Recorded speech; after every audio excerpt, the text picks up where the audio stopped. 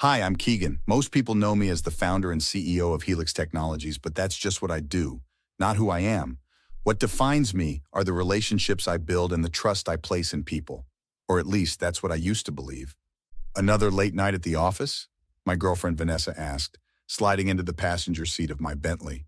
Her perfume filled the car with a subtle floral scent that usually calmed me after stressful board meetings. Just wrapping up the quarterly projections. The board's breathing down my neck about the Singapore expansion, I replied, pulling away from the curb. How was your day? Boring. Photo shoot for the winter collection got postponed because the creative director had a meltdown about the lighting. She checked her makeup in the visor mirror. Where are we going tonight?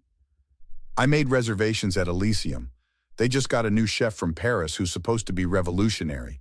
Vanessa's eyes lit up. Perfect! I've been dying to try it.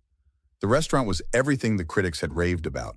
Intimate lighting, impeccable service, and a wine list that made even my experienced palate excited.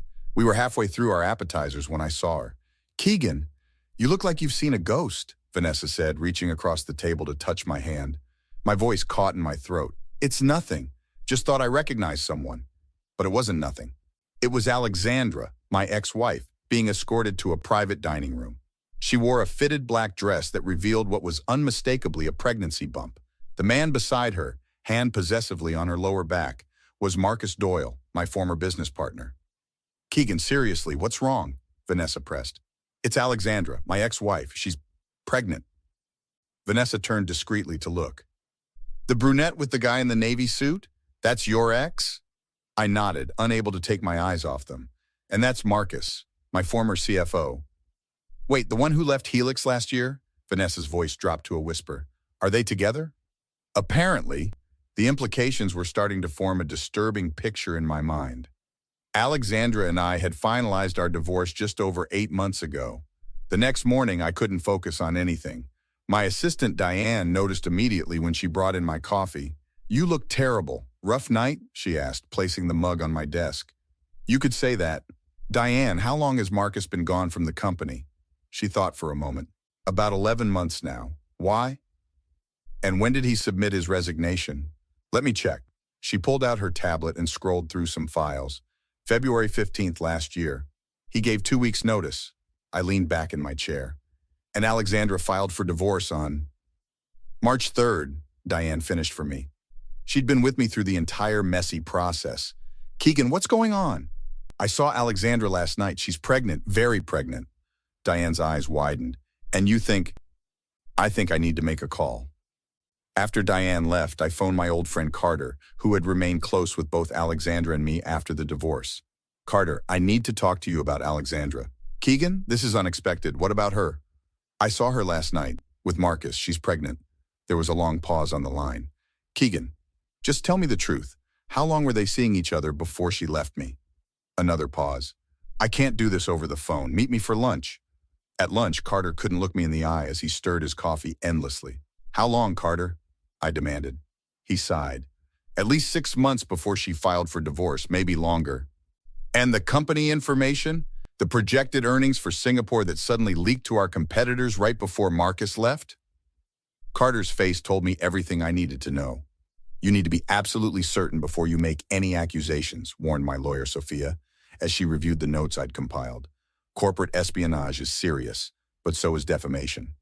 I am certain. Look at the timeline. I pointed to the document on her desk.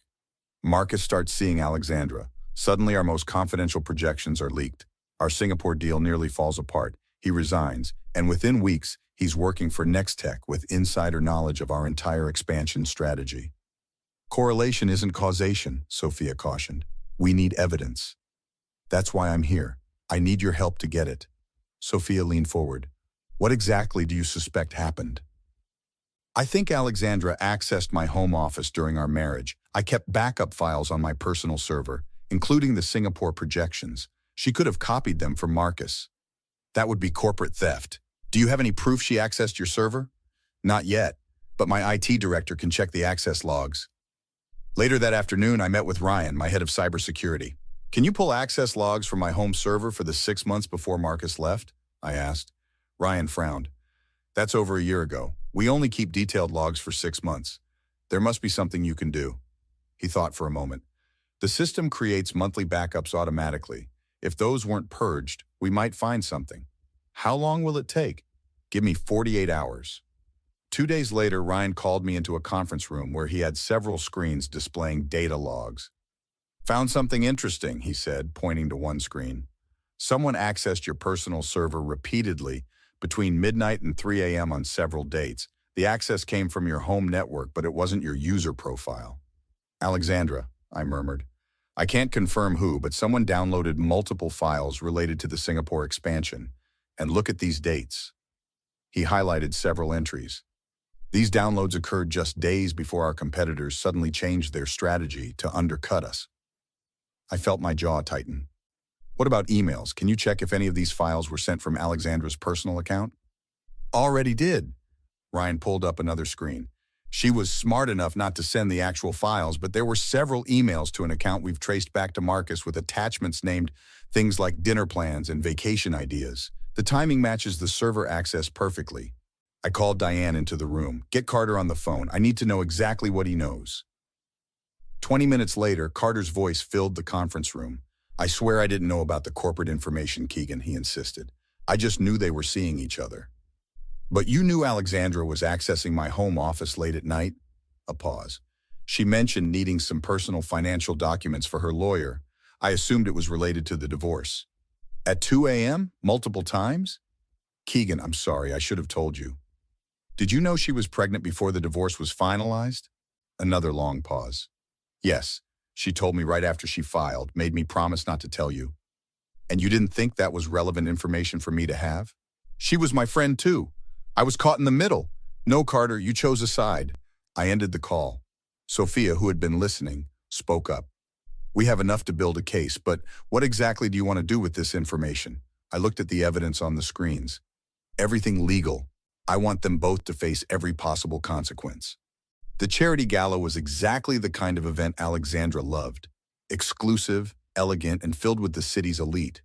I knew she would be there with Marcus, now proudly showing off her pregnancy and engagement ring. Are you sure you want to do this tonight? Vanessa asked, as our driver pulled up to the venue. I'm sure. Sophia says the papers will be served tomorrow. I want to see their faces before they know what's coming. Inside, the ballroom sparkled with crystal chandeliers and the diamonds of the wealthy attendees.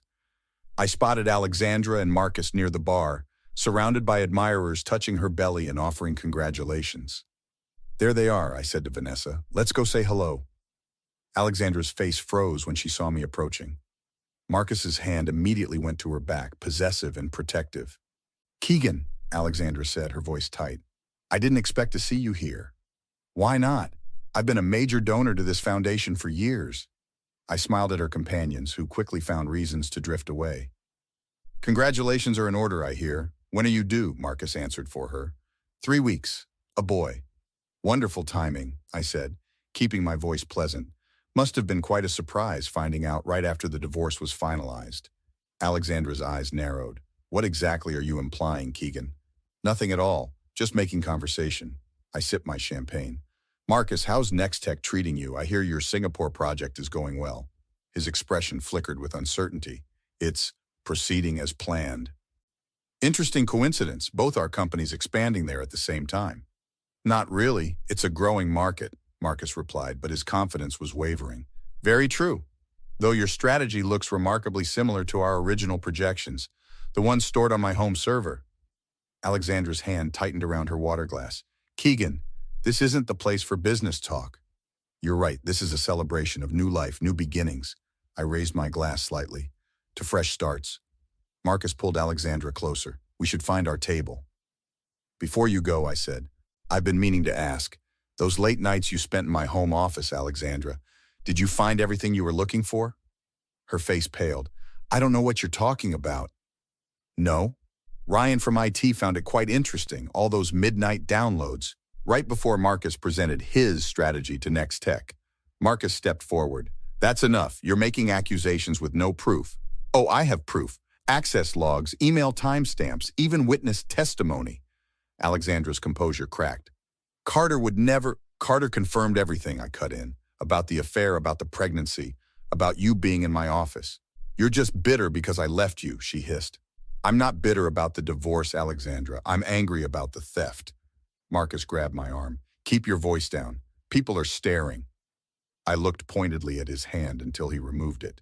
Touch me again and assault charges will be added to the corporate espionage lawsuit. Lawsuit? Alexandra whispered. Being filed tomorrow. Against both of you. I smiled at the nearby guests who were pretending not to listen. Enjoy your evening. As I turned to leave, Marcus grabbed my shoulder and spun me around. You think you can threaten us? I'll destroy what's left of your reputation. Marcus, don't! Alexandra pleaded, but it was too late.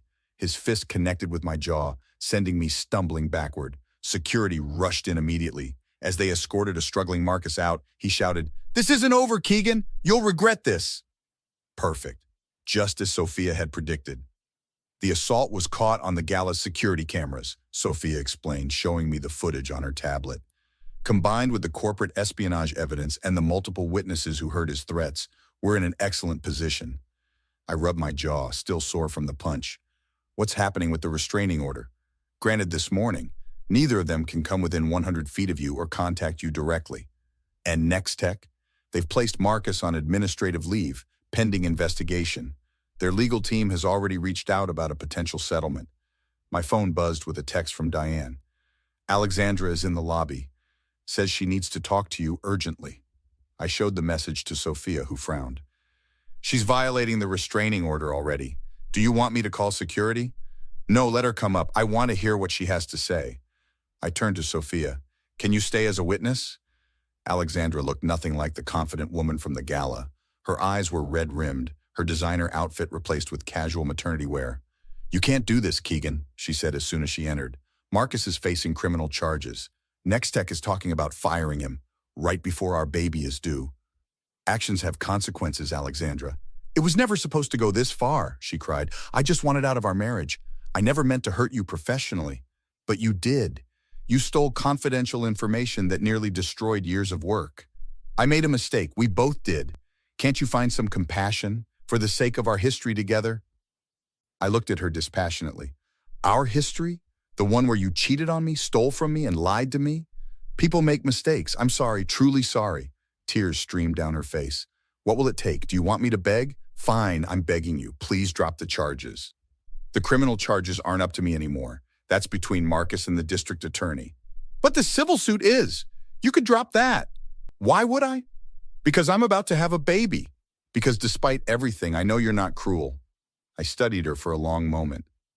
Did you ever actually love me, Alexandra? Her hesitation told me everything. Of course I did, in the beginning. Then you should have just asked for a divorce. Instead, you betrayed me in every possible way. I stood up. The lawsuit proceeds. The restraining order stands. This conversation is over. Keegan, please. Sophia will see you out. If you contact me again, you'll be arrested for violating the order. 3 months later, I stood in my newly renovated office looking out at the skyline. The door opened, and Diane walked in with Ryan and Vanessa. The final settlement paperwork just came through, Diane announced, placing a folder on my desk. Nextech settled for $75 million. Ryan grinned. And they fired Marcus. Word is, no major tech company will touch him now. Alexandra? I asked, though I tried to sound merely curious. Vanessa took my hand. She moved back to her parents' place in Connecticut. The baby was born last month. Are you having any second thoughts? Diane asked carefully. I turned back to the window. None. They made their choices. Now they're living with the consequences. What about you? Ryan asked. What's next for Keegan Walker? I smiled at my reflection in the glass. The Singapore expansion is back on track. The board approved my proposal for a tech incubator program. And I glanced at Vanessa. We're thinking of taking a vacation, a long one. You deserve it, Diane said warmly. As they left my office, I remained at the window, watching the city lights begin to flicker on as dusk fell. The betrayal would always be part of my story, but it wouldn't define me. The future, however, was entirely mine to write. What would you do if someone you trusted completely betrayed you? Would you seek revenge or find a way to forgive? Share your thoughts in the comments below, and don't forget to like and subscribe for more stories like this one.